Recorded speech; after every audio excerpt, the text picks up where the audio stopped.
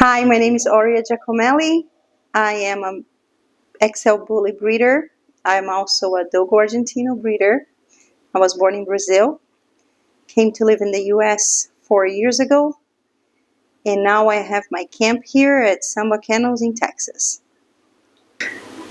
Well, I started my dog career about 20 years ago when I started looking for a guard dog. I never really liked small breeds, so I wanted a dog that would protect my house, but it would also be very good with the family. And after like a year and a half of research, I bought through a classified ad in the internet a Dogo. She didn't come with papers, but I fell in love with the breed. I started getting involved with the events in Brazil. And 2005, I got my first litter. I had my first litter.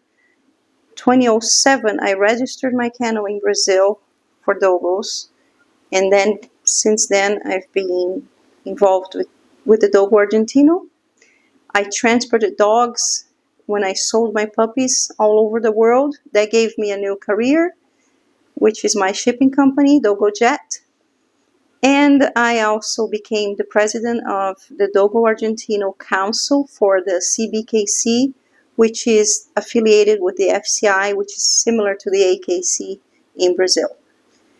In 2018, I decided to move to the United States. I got married, so I moved here in 2019, and I brought 5 Dogos Argentinos. I left some with my partner back in Brazil. I continued breeding them. I continued showing them. In 2020, the breed was finally recognized as a breed at AKC. And on that same year, in 2021, the first year, we finished #1 female Dogo Argentino, #4 grand champion of the breed, and in America. And we also finished with Westminster Dog Show, #1 and #2 females for Dogos. So my career in Dogo was very extended.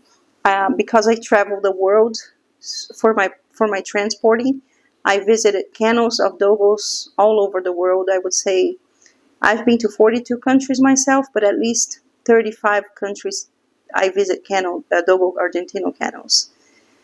So that gave me vision, that gave me experience to network with people, understand where the breed is in each country, what are the visions there, and brought me a lot of knowledge to enhance my program and to breed better dogs. And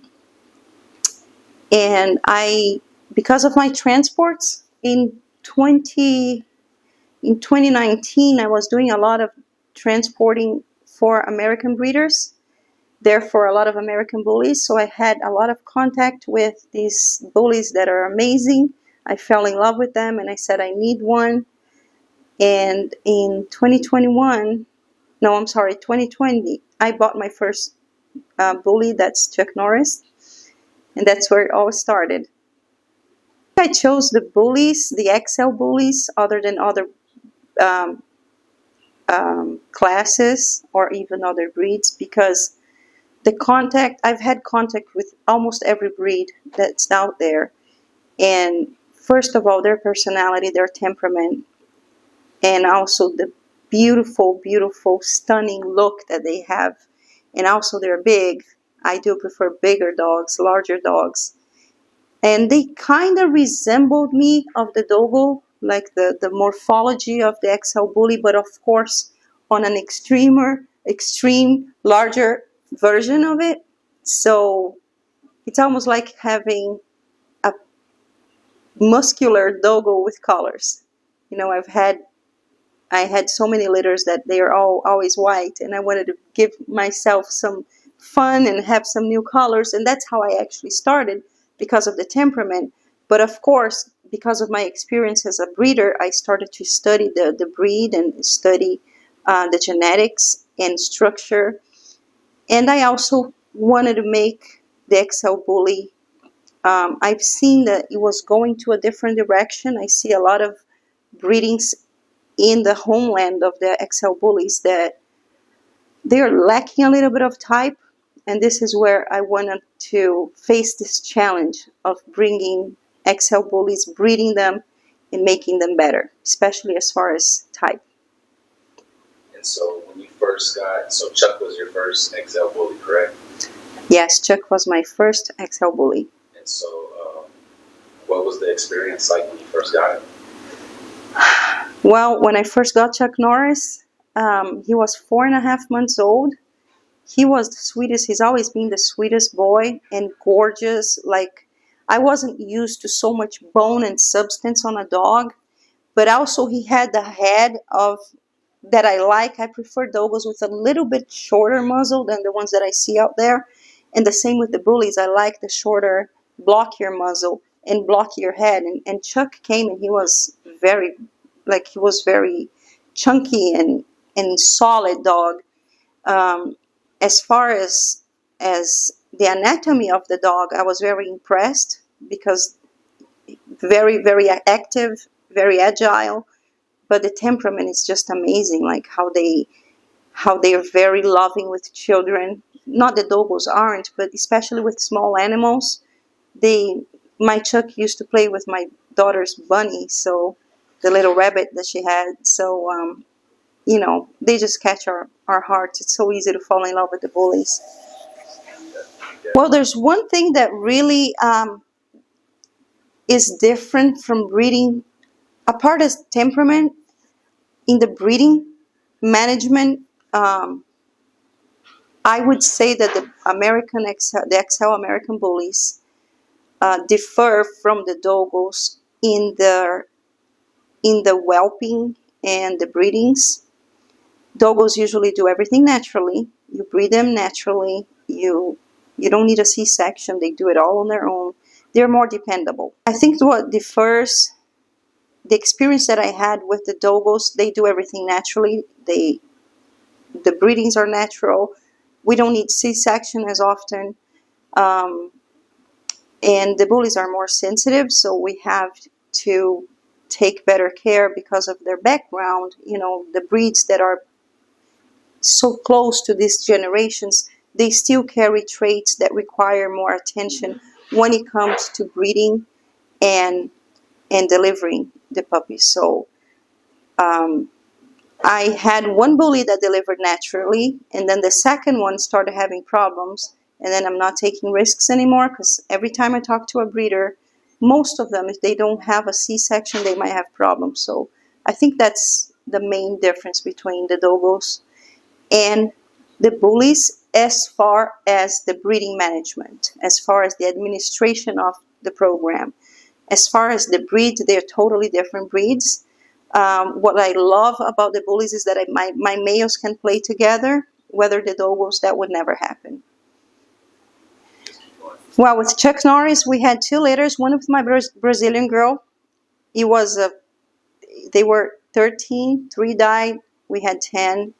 And then that's when I had the parvo. Unfortunately, most of them didn't make it, but the ones that made it, they are amazing.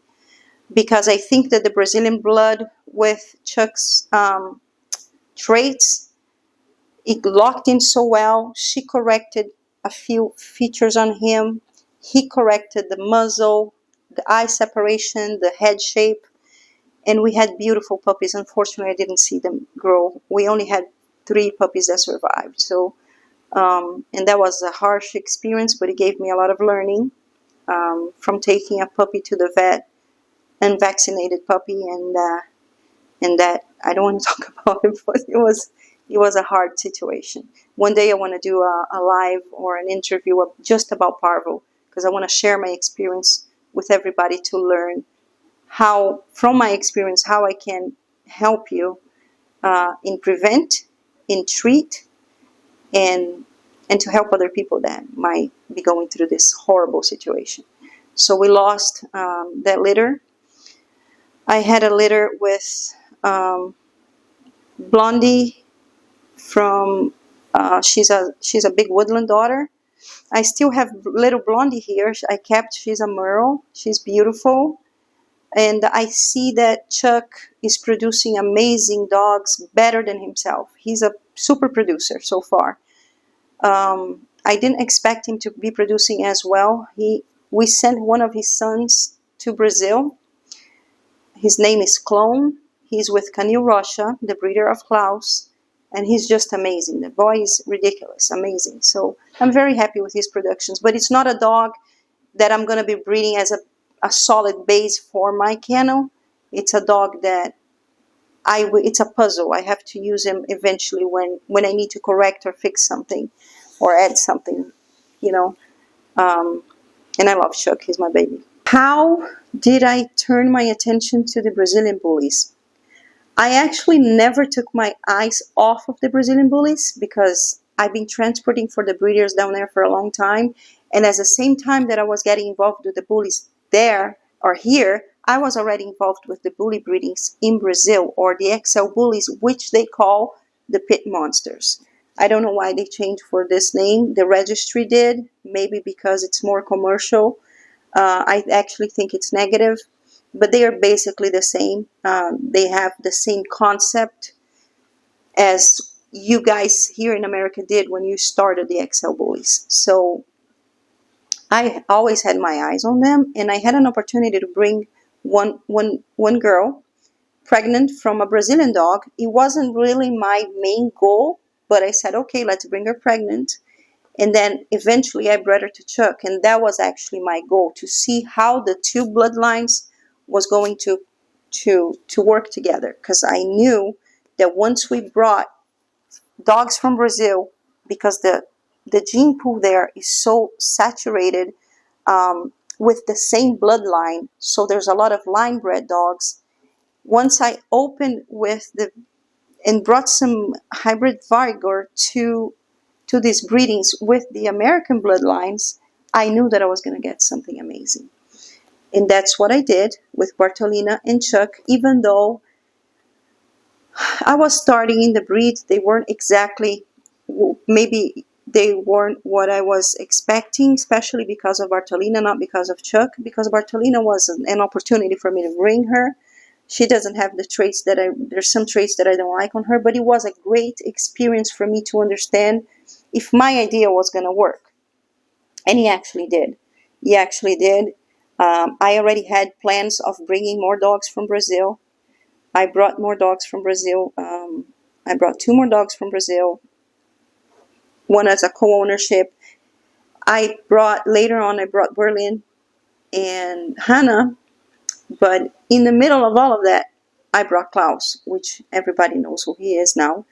But this is just to complement my initial idea of how I wanted to build my program. And basically that means bringing that line-bred, saturated gene pool to the American pool, which also lacks a few traits, and we would complement each other. And I'm super happy with the results. I mean, you guys are seeing everywhere, and it's not just Claus to other girls. We're seeing some Brazilian bullies breeding to American bloodlines that it's really it's going the direction that I planned.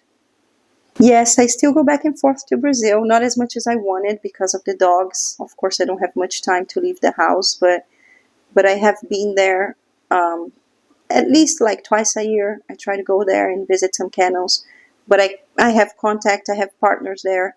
I talk to them every day basically, and I'm always on top of everything that's going on, dogs that are for sale. I have a lot of clients that search me to intermediate sales, so I help people on choosing their dogs in Brazil and helping the breeders to sell here, because it is a little complicated. There's the language barrier, and of course I can help with my experience, not only of the deal, but also with the language and also with the shipping. Well, the main difference between the American breeders and the Brazilian breeders is that the Brazilian breeders are fans of the American breeders. They love the dogs here. They have them as examples, most of them. We're talking about, all these big dogs that we see in the media, these great producers. The pit monster started in Brazil and they were idolizing bigger pit bulls. That's why the name, with muscles. And many years ago, about maybe 15 years ago, 20 years ago, they imported some pockets. They imported some girls pregnant from Dax, gaudy line Dax. And this is where the American Bully started in Brazil, which is very recent compared to America. So, but on the other hand, American Bullies in Brazil, the XL class is very recent, much younger breed than it is here. But if you compare how they have evolved to better dogs faster, is what I would say that's in the Brazilian blood, because the Brazilian breeders, they focus on improving their program, studying, they go deep into genetics. Not everybody, I'm talking, let's have one standard here. We're talking about the real serious breeders that do this for a living, or that do this with a purpose of bettering the breed, okay? I'm just going to compare that kind of breeder, because of course we have the backyard breeders there. We have the guys that just breed one with one to have, a couple of $100 more to buy a couch, so let's just compare the real serious breeders from there to the serious breeders here in the United States. So I have seen the evolution of the breed vary with a faster pace as far as bone and substance. And remember, the American Bully breed requires substance overall in a dog. You have to have a substance, overall bone type, neck, thick neck, short, compact body, big bone, expression, beautiful expression. We see a lot of big dogs out there, and we see a lot of big dogs out here sometimes that they're losing and lacking type. They're huge, they're humongous, they're heavy, but that's not what I want for my program. I want the closest to the breed standard as possible, but in a large version, because we know that the American Bully standard starts with the standards, with the smaller bullies. So my vision is to have that same bully in a big XL version. And that's what I consider Claus to be. And this is how many breeders in Brazil are trying to achieve better dogs. But they have a passion for the programs here. They use y'all's breeding programs as example for them to get what they want. But I think they're actually doing a great job in a fast speed. They're getting great dogs, and now it's inverting. Everybody from the whole world wants Brazilian dogs. And I'm very proud, because it's my nation. It's my people, Being a woman in the bully community, for me, is not as tough as being a woman in the Dogo community, because these breeds of dogs tend to be a men's world.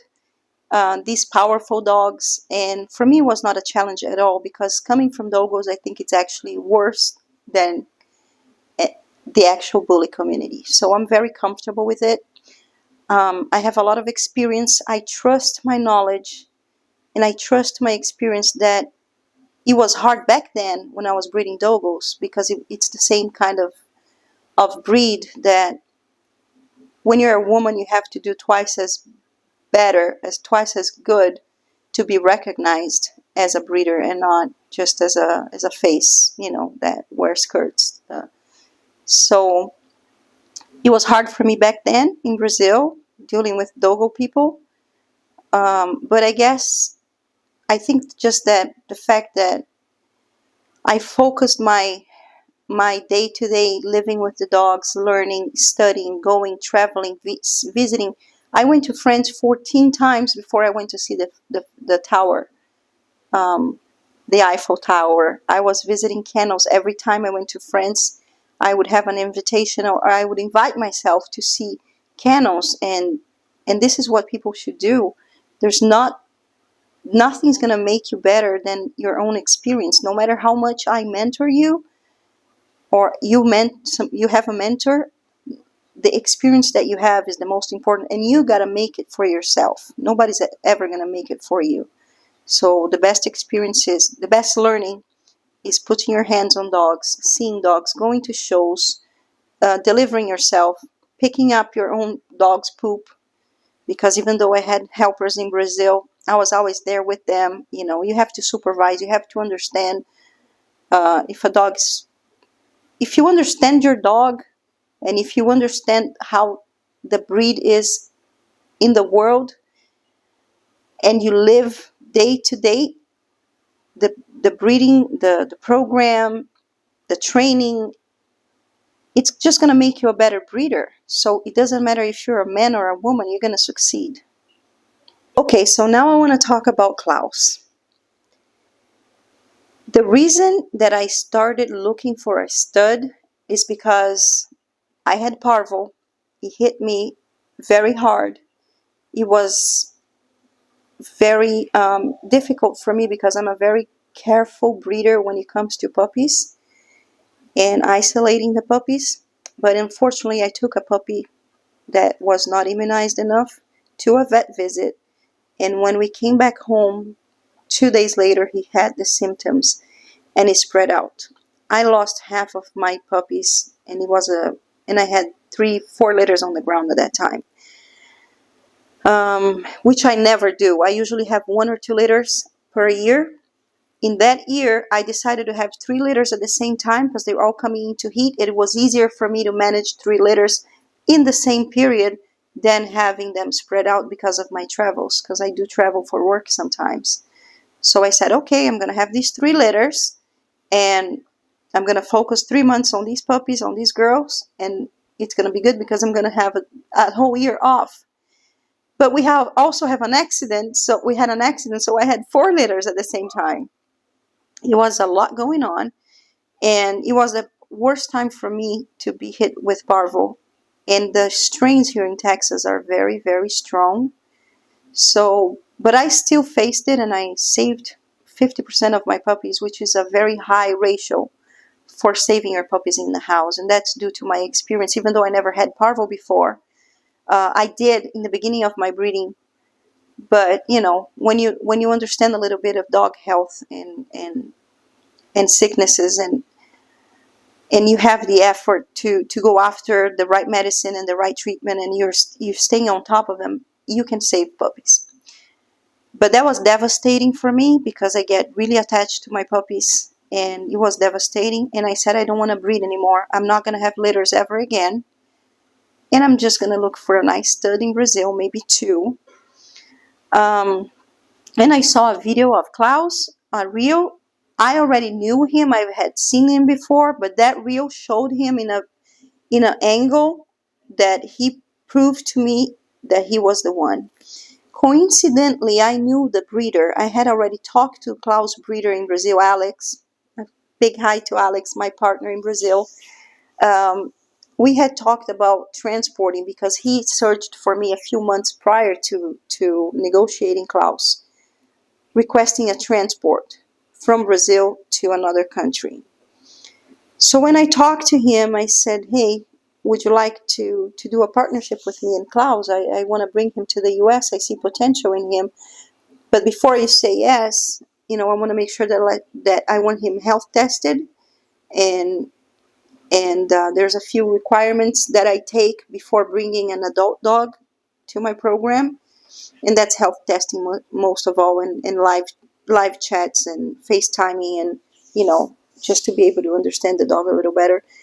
So we went through all that process, and I decided to bring him. And he changed my life.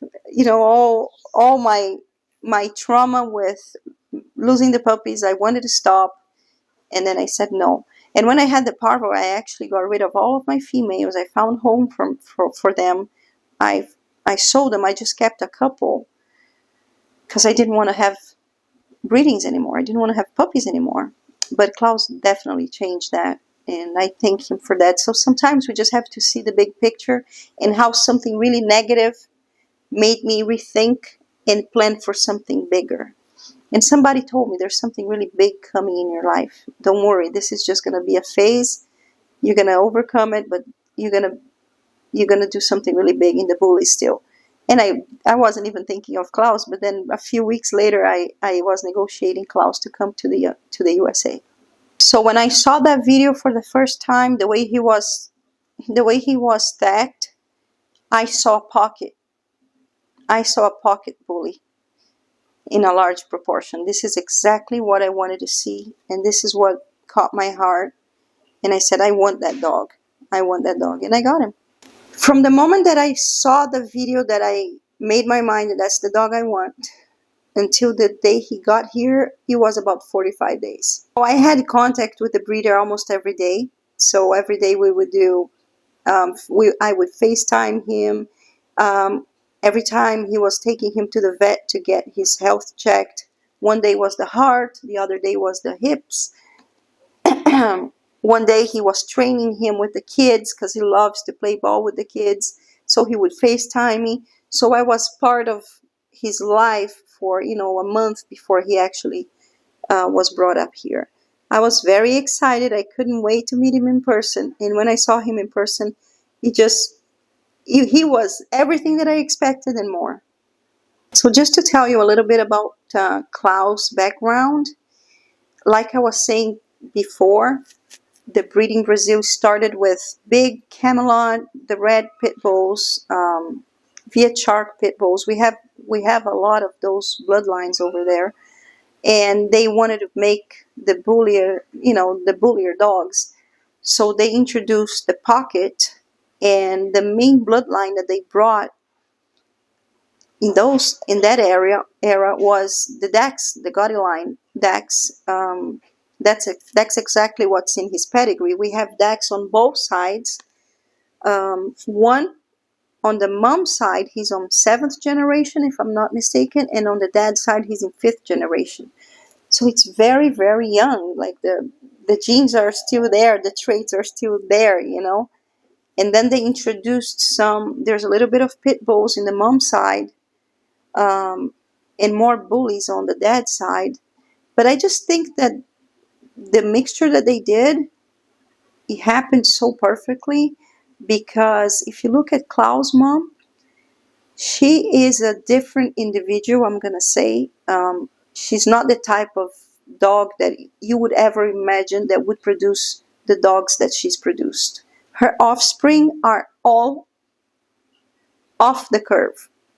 We have Claus, we have Hannah, that is also my girl that I just got. We have Katana, and they are hyper-type dogs that come from a mediocre female, should I say. And I've always said that the mediocre females can actually produce amazing dogs.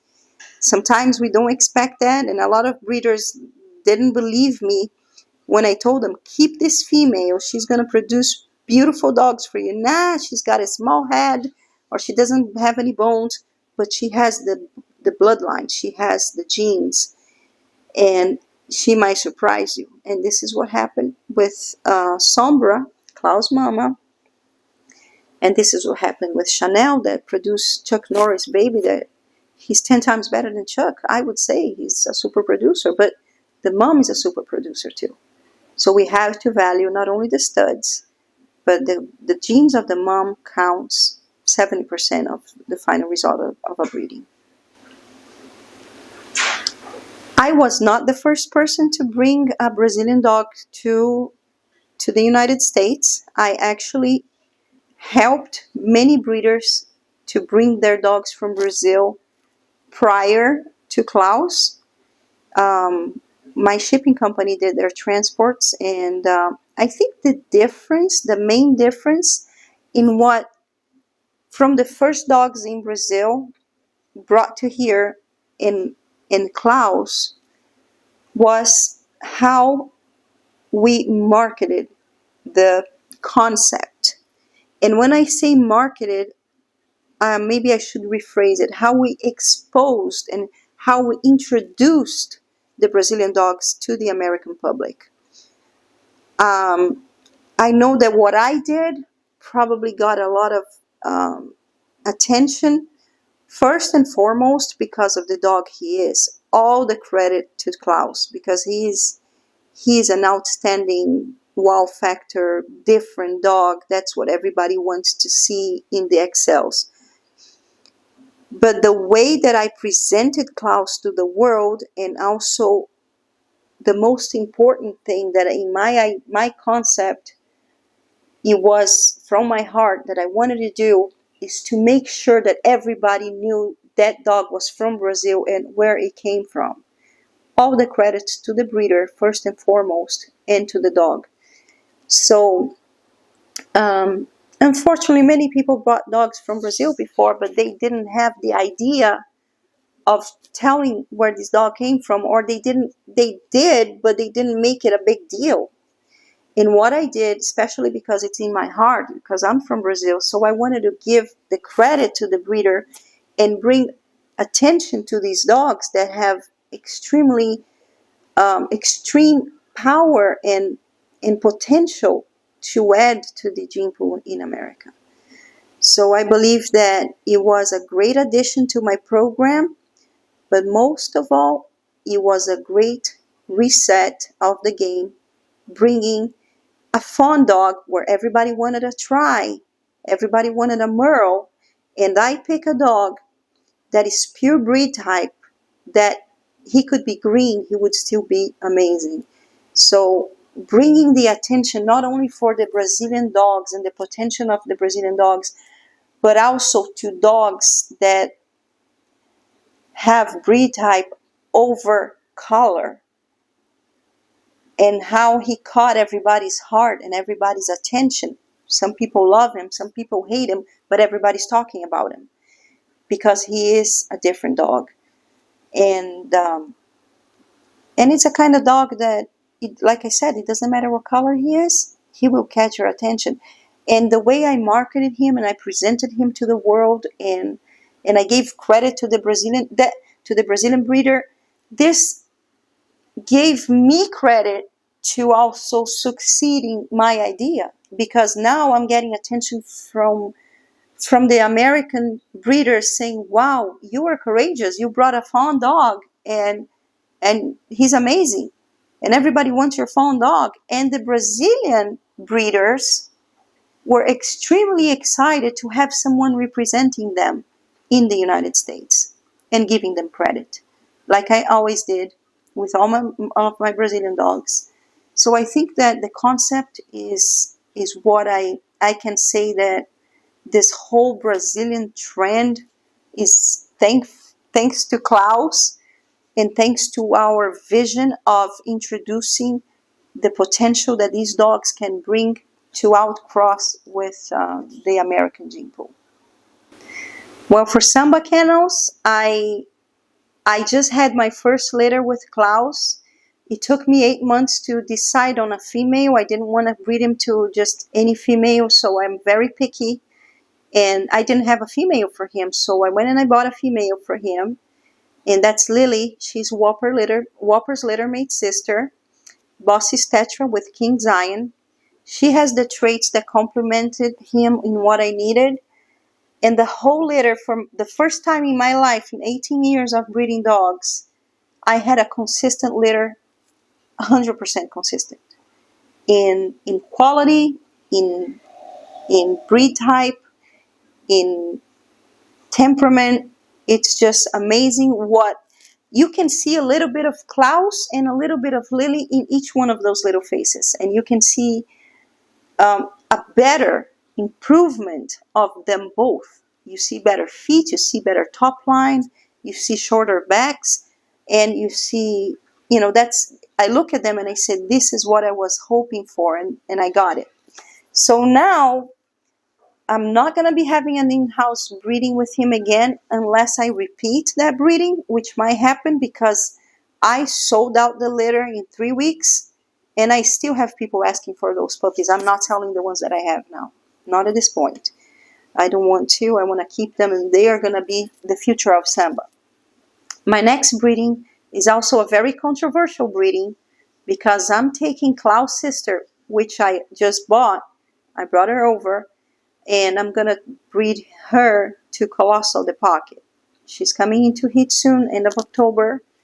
And that's also that's an announcement that I just made recently, and everybody got crazy. Everybody wants a puppy, and I'm very happy because I'm doing now what they did in Brazil a few years ago, but instead of taking the pockets to pit bulls, I'm taking a pocket to a bully, an XL bully. So to correct and fix some traits, but also to print that breed type that I want. And the extreme of the Claus bloodline, the extremity also with the pocket being extreme. I'm not trying to make extreme dogs, but I know it's going to clean up a little bit and we're going to give them size. And this is it's a work that's going to take a couple of generations, I think, to reach what I want. But I'm very excited for this because this is also an idea that I had on bringing Klaus' sister. Because Klaus' sister, she's as thick as Klaus or even thicker. She's a big bitch. She's a hyper type. She's what we call a she-male. If I breed her to another XL that is a big dog, I'm probably going to lose that bulliness, that solid look. They might get too tall, especially because it's an outcross, and then I'm going to lose shoulder muscle. I might be losing a little bit of, all that compactness that I love. So I decided to go to downsize instead of upgrade.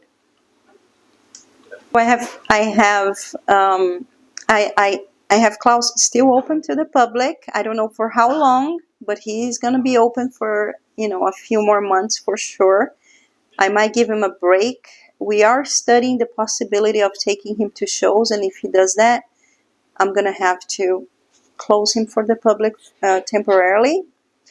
But that's not certain. But right now, before he goes to the shows, it's still at $10,000 for the stud fee. And we might have another litter next year. I'm still deciding on that. Like I said, I don't know if I'm going to repeat Lily. But if I do have another litter in-house, it's probably going to be a repeat because it turned out so well. The puppies are so beautiful, so perfect that I might repeat it. But that's not guaranteed either. And yeah, $10,000 for now. But after he's a champion, if he becomes a champion, then it's just going to be a little bit more, maybe double.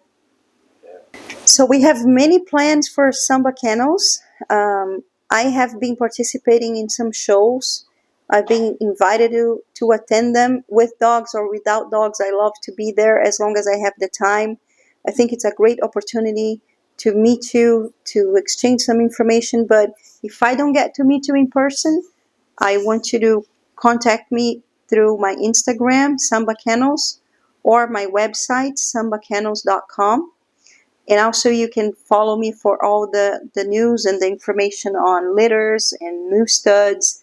I want to say a big thanks to Dustin for having me in this interview for the second time. It's been a pleasure. I love helping people. So if you want to just get in touch with me, if you have any questions about my program or even your program, if I can mentor you, I would be happy to. And yeah, I love what I do, and I hope I can inspire other people, other women, other teenagers that love dogs, that I can be a motivation for you to breed better dogs and to always think of the breed above everything, above money, above people, above ego. You have to love what you do in order to be successful, and I love what I do. And I consider myself very successful in my program, and I'm very happy and blessed with everything that's going on. Thank you so much, Dustin.